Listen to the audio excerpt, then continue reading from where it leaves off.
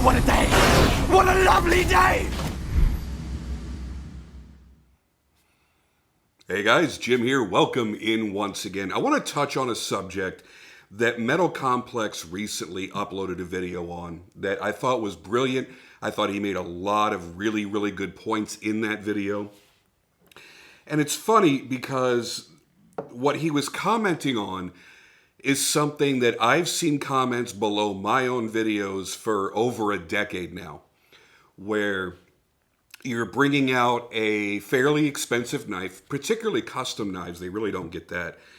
And the commenters will endlessly comment about how for that much money, I would buy so-and-so gun. And it's never made any sense to me. And I fired back on a lot of those over the years because it doesn't make any sense. I understand that people that are in the EDC world are really divided up between gun guys and knife guys, and there's a lot that cross over. So a lot of guys that don't really have any particular knowledge or maybe even any serious interest in knives that are gun guys, YouTube may be feeding them through their algorithm other EDC review videos. And they land on a knife video because they see the thumbnail or the title and go, that sounds kind of interesting. And then that guy that will spend $1,000 on his carry gun, but only carries a $25 knife he got at Walmart, just feels like he has to spout off in the comments down below when he doesn't actually know what he's talking about. And I am saying he for a reason, because it's very rare to actually get comments like that from females. Actually, it's not all that common to get comments on a knife review from females in general. So anyway, he's got to spout off about how you guys are all crazy. No knife is worth, hundreds or thousands or tens of thousands or hundreds of thousands of dollars. That if he were spending that amount of money, he would just buy a gun. Okay, great. But what the hell does that have to do with anything? And one of the things that's always bothered me is the fact that you're here watching a knife review. And it wasn't a fucking mystery. The thumbnail had a knife in it. The title of the video and the video description all told you what you were here for.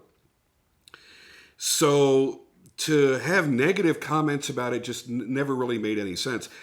And the fact that you're making comparisons that are also nonsensical. That's like seeing somebody reviewing a refrigerator and then going, what the shit, man? Why would you spend $3,000 on a refrigerator? I could buy a couch for that. Are you stupid or something? One thing has absolutely nothing to do with the other in any way. If I'm out shopping for a knife, it is highly unlikely that I'm going to go out and buy a gun instead. If I'm shopping for a gun, it's highly unlikely that I'm going to buy a knife instead. And see, here's the thing. I just buy both. I buy what I like from each category. I don't look at the price of something like, let's say I am gun shopping and I'm looking at an expensive gun. I don't sit there and go, man, I could buy 2 really good knives for that price. Because that's not what I'm shopping for, so it doesn't make any sense. I understand that a lot of people that are into collecting will have a certain value mindset, and a lot of times you'll make those comparisons. And you might just go, if I'm sticking back X amount of money from every paycheck, when I get to this dollar amount, that buys me Wilson Combat EDC X9. So you're sticking back and you're not thinking $3,000, you're thinking EDC X9. And that was your goal. So it's easy to just put a label on what should actually be a dollar amount. And maybe that's where some of the confusion is. Somebody will come to my channel and watch me review a $4,000 pocket knife and go, oh my God, that's the cost of a fully kitted out AR. Well, yeah, it is. You could spend that money on an AR and upgrade it to what you want and spend that same amount of money. But you could also spend that same amount of money on a refrigerator or wheels for your car or a supercharger or any number of other things, especially if they're hobby related. And if you're like me, you have so many hobbies that it's very difficult to afford investing what you want in every single one of them. As many of you guys know, I'm big into motorcycles, I'm big into knives, I'm big into guns. All of these things are very, very expensive. So whether you're collecting or you're modifying or whatever it is that you're into, you have to understand that the thing that you love, that you can very easily justify spending a whole bunch of money on, that's how other people feel about knife collecting. But here's the big twist. And let's take just knife and gun comparisons. For the most part, if you're going out and buying a high-end knife, as long as you're somewhat knowledgeable, you will almost never lose money on that investment. Not that you should ever buy really anything as an investment, unless it's gold or silver or some other commodity. You know that if you buy a GTC for $3,000, that you're probably going to get more than that when you go to sell it. You buy a custom Sergei Shirogorov, you're going to get more than that $3,000 or $4,000 that you spent on it. Excuse me. Guns are a whole different story. Unless you're buying a very, very specific gun that is either has great historical value or is extremely limited or a very highly lauded firearm, you're almost always guaranteed to lose money. You can walk into a knife store where they have nice high-end knives and maybe custom knives. You can walk into that storefront, buy a knife, and odds are, unless you're buying just a regular run-of-the-mill production Spyderco or Benchmade or something, odds are that if you go to sell it in 6 months, you'll actually be able to make money if you choose to do that. With a gun, you go into a gun store and buy what's readily available there on the shelves, and it immediately depreciates. I mean, you don't even have to shoot it or put it into a holster. It's never going to be worth what it was. Now, if you're somebody that goes to a lot of gun shows or has friends that are gun dealers that get some rare oddities in, you know, you're not going out and buying a Glock 19X. You're going out and you're buying like a Walther P5 Compact. That P5 Compact is almost assuredly going to be worth more than you spent on it, even though you did spend a lot at this point in 2023 to get your hands on one. Same thing for a P7M8, P7M13, P7K3. All of those, I mean, these are guns that we used to buy in the 90s for several $100s up to about $12. Last time I bought a P7M8 brand new, when they were available, they were about $12.50. Try and find one for under $2,000. It's an almost impossible task. But that's a very specialized type of gun. The guns I'm talking about, the Walther, the P7, these are very specialized, rare, or out of production guns, or guns that maybe got incredible popularity while they were available and are no longer available. Think of like a Hudson H9, and that's a very recent gun that came and went. You would probably make more money on the Hudson H9 than what you spent on it 3 or 4 years ago when they were actually in business and available, and if you actually got one that mysteriously worked for some reason. One example is the AR that you always see behind me on that table. That's a Geisley. It's a lot more expensive than most other AR pistols that you're going to go out and shop for. They were $2,300, $2,400 brand new. I paid full price for it. And if I went to go sell that right now, even though it's one of the best out-of-the-box ARs that money can buy, I would never get anywhere near what it's worth. It would probably, if you try to sell it to a dealer, you'd probably get, $1,200 for it. You sold it person to person to somebody that actually knew what it was. You might, maybe, possibly get $2,000 out of it in stock form before the things that I've added to it. So Think about that if you're one of those gun guys that can't justify the price of a knife, but can easily justify that same amount of money going and buying a Nighthawk Custom or a Wilson Combat or a Terran Tactical or something like that. Yeah, I'd love to go out and buy a Terran Tactical Sand Viper right now. I'm not spending $7,000 on a pistol that I'm going to abuse and use and shoot and all kinds of other shit, because I'll devalue it just by all the marks on it that it's going to get, and it gets devalued as soon as you buy it anyway. So if you're one of those people that will easily justify a high dollar amount on a firearm, but you'll never justify it on a knife, realize this. While you're looking down on guys that spend that kind of money on knives, they can turn around and profit like crazy reselling their knives, and you will consistently lose money on your gun purchases.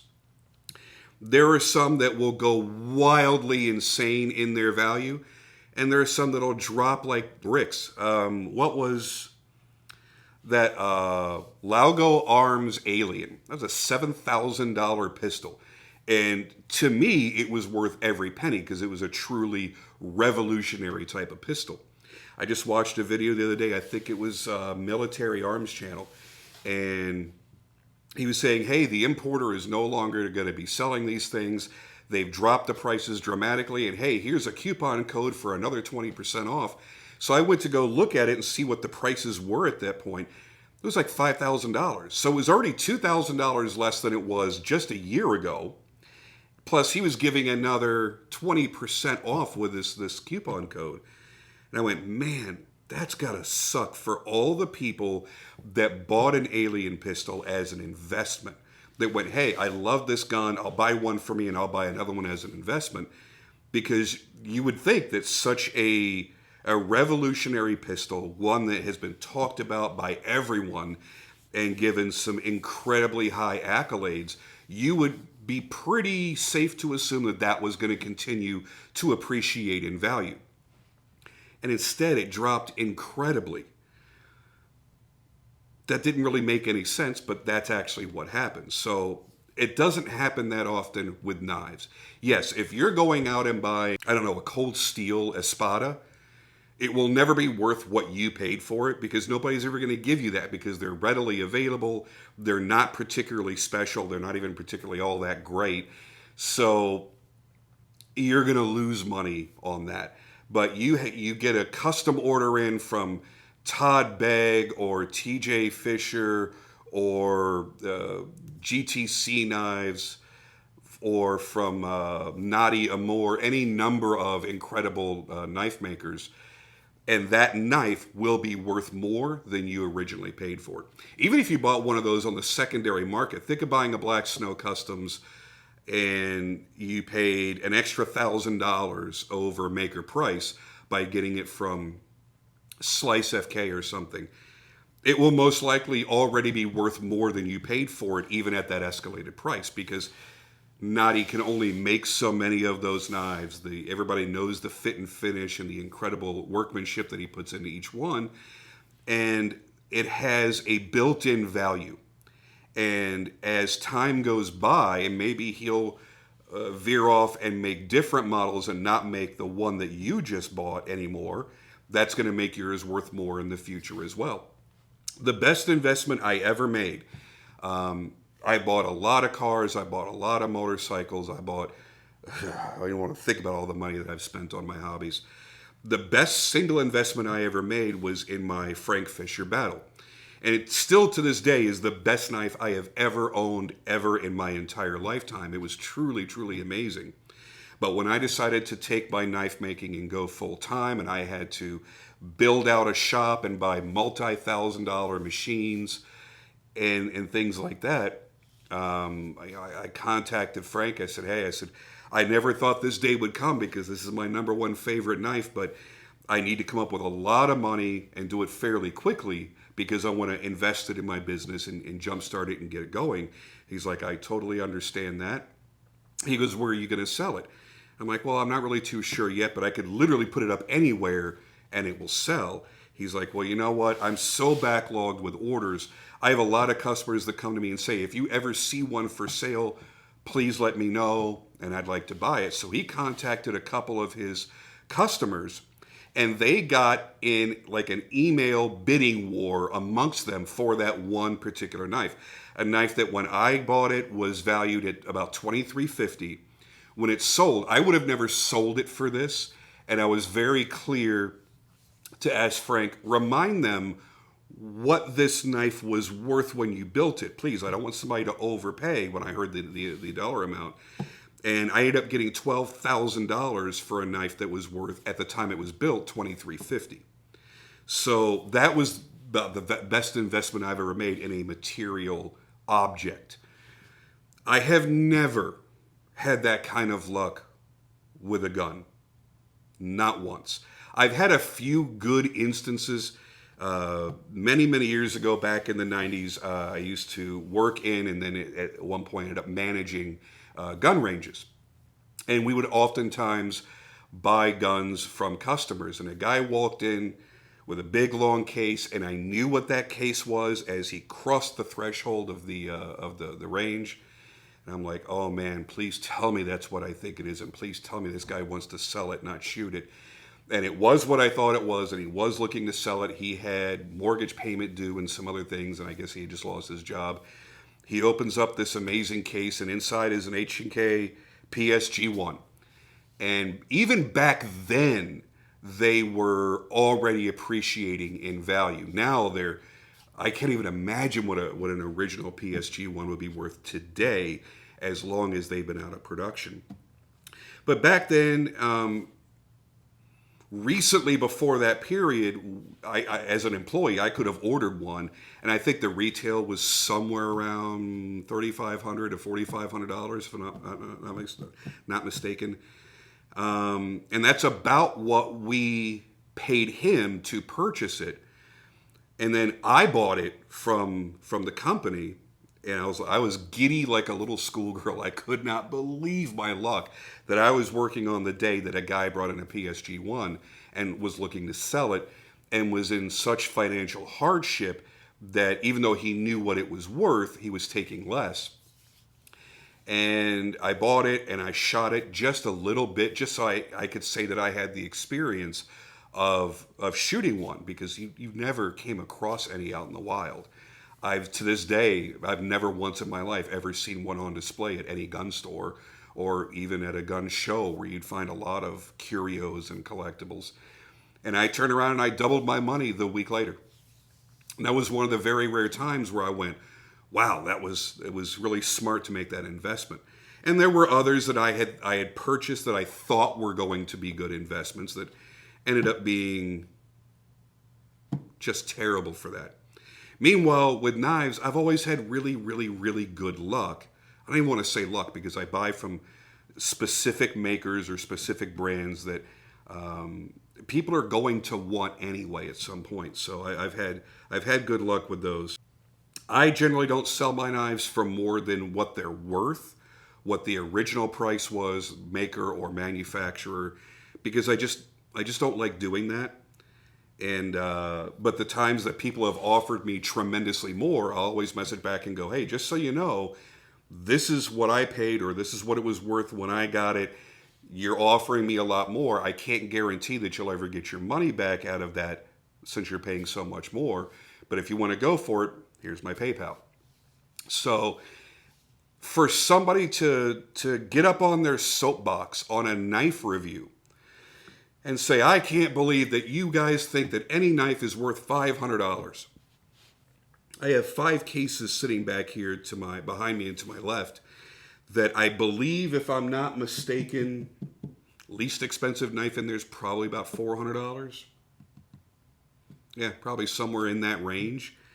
The stuff that I really gravitate toward, just like you guys at home, are going to be more expensive knives, because they are going to be more special. They're either going to have features that you really want, they're going to have materials that you really want, they're limited either by the fact that they're a one-off, or it was a small production run perhaps. There are reasons that we can very easily justify spending the money that we do. It's just like, what I also don't get is the fact that you will see gun people in their own groups fighting amongst each other about what a gun is worth. And yeah, one guy might be able to justify $5,000 for a Wilson Combat Super Grade because, hey, I know that that particular gun is going to be completely handmade. It's the best possible hand fitting, the best possible hand checkering. It's going to have the most limited combination of finishes and materials that they're offering. I'm buying the best that Wilson Combat offers because even their standard stuff is world class. So you get to a super grade and you are buying into, unfortunately, an investment. This is something that, there are people that don't spend that much on their car that they drive every single day that they would spend on that 1911. And there are guys that'll swear to you that that gun is not worth that much more than any other standard Wilson. Or they'll argue with you and go, this Nighthawk Custom that's a third of the price, or half the price, let's say, third of the price, no. Half the price is every bit as good. The last time I bought a really high-end custom 1911, and I don't mean like my Staccato. My Staccato, I mean, they're not custom, they're production. But the last time I went shopping for a custom 1911, I was sitting there weighing between Nighthawk Custom and Ed Brown, and I ended up buying the Ed Brown Cobra Carry. And I don't like Ed Brown. I don't like him as an individual. He is an absolutely horrible person. There have been stories that have circulated for decades about how horrible he is. And I don't know that his customer service to back up his work is any better than his shitty attitude toward his customers and fans. But even though I really like the Nighthawk, the two pistols that were in front of me in that gun shop, it was the Ed Brown that spoke to me the most. I really, really, really liked it. So I made that investment. I don't know, what was that back then? I want to say it was around $3,200 to $3,400. That's a lot of money for a pistol. And there are a lot of people that are real hardcore serious gun guys that would look at that and go, you're insane. I would never spend that much for a gun. Well, that's fine. They even fight amongst themselves. They'll tell you that their Glock is every bit as good. And I'm a Glock lover. I would never bash a Glock. But you're not going to compare the accuracy. You're not going to compare the triggers. You're not going to compare how wonderfully smooth the action is when you rack the slide. You're not going to argue that the hand fitment of that slide to the frame. And there's nothing like shooting a well-tuned single action trigger. There really isn't. You guys know that one of my most carried guns out of everything that I have is this Shadow Systems MR920. It's one of my absolute favorite pistols. And as amazing as this is, and accurate and fast and reliable, it still doesn't hold a candle to a high-end custom-made 1911. This may end up being a lot more reliable because the more hand-fitting you do on a 1911, the higher end you go, the tighter the tolerances and the less it can handle getting dirt and sand and whatever else in the action of the gun.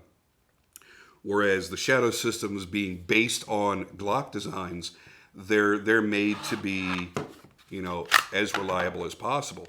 You're going to have a little bit of play between the slide and the frame, and that's just the way it is. So, yeah, those guys aren't just picking on knife guys. They'll fight amongst themselves. It's like throwing a piece of meat into a pit full of dogs. They're all going to jump on it. They're all going to fight over it.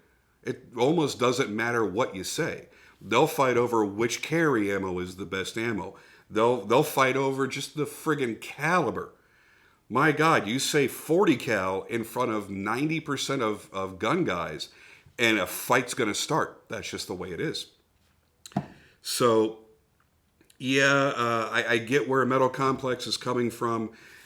It's extraordinarily frustrating to share something that you love and enjoy, especially if it's yours and you've got that pride of ownership. Maybe you're still in that honeymoon phase and you read the comments and somebody's in there calling you a damn fool usually much harsher words, a damn fool for buying or spending that much money on a knife because they think that it's somehow not worth it. So, yeah, it is worth it. Just like the things that you love. I'm not a boat person at all, but I know guys that spend the amount of money that you would spend on your house. They'll take that amount of money and buy a boat and then put tens of thousands of dollars into it constantly to maintain that damn thing. I don't understand it. I don't get it, but I'll never look at somebody and go, you're a damn fool. For that much money, I could have bought, 4 Harleys, or I could have bought, 2 Corvettes, or whatever the equivalent in cash is. Because listen, if somebody can go out and spend $150,000, $200,000, $300,000 on a boat, they can afford all the other things that I'm saying that I would have rather spent my money on. So it's irrelevant. It doesn't matter. And they weren't seeking my approval to begin with. And that's something else that mentality of person that they need to understand. When we come out here and share these knives in videos, it's not because we're seeking anybody's approval. I don't need you to like what I buy. I don't need you to like even what I borrow to review. It doesn't matter to me. I hope that everybody enjoys the content that I bring out, and I hope there's something special enough in each of the knives that I bring out that somebody goes, well, that's really cool. I never thought about that, or I never saw this before, or I've never seen that combination of those materials, or whatever it happens to be. I want you guys to enjoy the content, but my life is not lived around you guys justifying the money that I spend on the things that I love. It's just the way it is. There are plenty of guys out there right now watching going, I friggin' hate Tupperware guns. And that's totally fine. Meanwhile, I know I've got one of the best carry guns on planet Earth. I carry this and my CR920, both my shadow systems, more than anything else. And I've got SIGs and Smith & Wessons and Canics and oh my God, I can't even think of all the different brands that I have. And I've owned nearly every desirable pistol that there is or has ever been during my lifetime. So I've run through them all. I've seen what I prefer, and I know the money that I'm willing to spend on those things. And I'm not seeking anybody else's validation. There was definitely a time where I considered doing gun reviews on my YouTube channel, but as much as YouTube demonetizes gun content, and I've even seen them deplatform entire channels, I certainly wasn't going to risk losing this channel because I decided to go out and talk about one of my other favorite hobbies. But yeah, I mean, I can see telling somebody, I can't believe you'd spend that much money on this thing because it's actually shit. Like how I feel about when somebody says, I just bought a brand new Kimber for $1,300. And I'm like, oh man, you could have spent a third of that and gotten a gun that actually functions reliably all the time. So I can understand that. But to just say, you're a damn idiot for spending that much money on an object that I can't justify spending that money on because I don't understand what they're worth or why they are as treasured as they may be, that just doesn't make any sense to me. So yeah, if I was out here overpaying for cold steels and I was buying $100 cold steels for $1,000 and trying to justify my purchases, I would understand a whole bunch of comments down below that video going, oh my God, you're a jackass. I can't believe you'd spend that much money on a knife that's readily available and really isn't all that great to begin with. It's shit. You could have taken that money and bought something tremendously better. But to say, yeah, you looked at this object, here's a completely irrelevant object that I am shocked that you wouldn't have bought that instead of this. Well, if I'm out shopping for toilets, I'm not going to buy a fucking big screen TV. The one thing has absolutely nothing to do with the other. So thank you, Metal Complex, for making that original video. I suggest highly that everybody go over and watch it because he really, really did a great job, a lot better than I just did, and probably in a shorter amount of time. I don't know how long this has gone on, but it kind of feels like forever at this point.